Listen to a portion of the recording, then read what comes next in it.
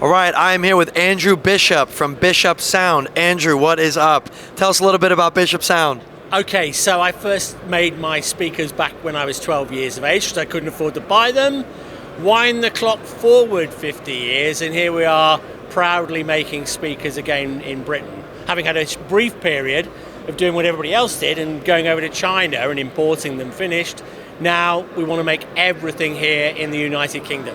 What was the reasoning for making speakers? Were you trying to get like a kind of Marshall or anything like that yourself? Well, I bought a company called Carlsberg. I was in the firework industry, okay? And I got fed up with the whizzes and the bangs, and I ended up buying Carlsberg, which was one of the old established brands, for £1 back in 2000. And they went back to 1958. They were pre-Marshall, they were pre-Fender. Well, no, just about the same time as Fender. Yeah. And so we were making people happy with sound, and I wanted to continue that legacy. In fact, Carlsberg were the first people to make a PA system for the Rolling Stones in 1962 at Eltham swimming baths.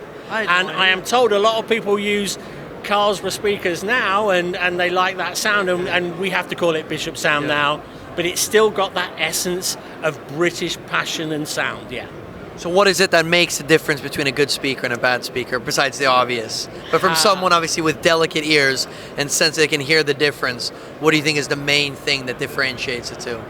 How long have we got? Okay, now very briefly. All good. I'll take very briefly. Tell us. Chinese are brought up with the pentatonic scale and Beijing opera. They love high frequencies. Great. The Americans, they like a lot of bottom and top. We call it tits and arse. There's not a lot going on in the middle, okay? The Germans are immensely clinical, if that's what you like.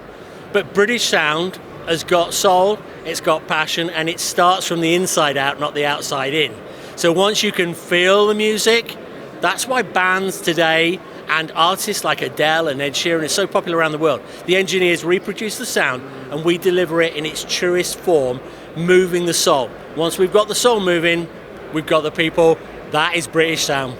I know that's why Jimi Hendrix preferred recording in the UK as opposed to the US with his band, with the experience, because they were from England. Absolutely, and even today, the major bands of today, they love the British sound and the British engineering.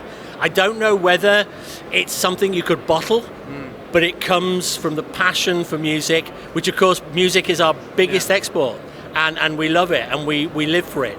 But you have to move the soul, and you have to have the passion, and that's what we have when we voice our speakers.